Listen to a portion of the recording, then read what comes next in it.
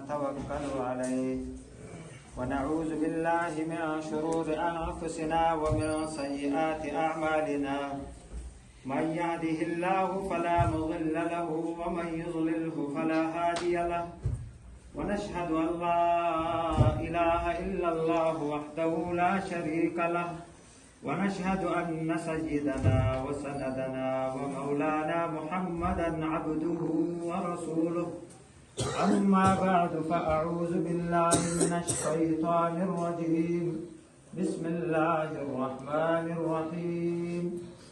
شهر رمضان الذي أنزل فيه القرآن هدى للناس وبينات من الهدى والفرقان وقال النبي صلى الله عليه وسلم يا أهل القرآن لا تتسودوا القرآن واتلوه حق تلاوته وافشوه وتغنوه وتدبروا ما فيه لعلكم تفلحون صدق الله العظيم.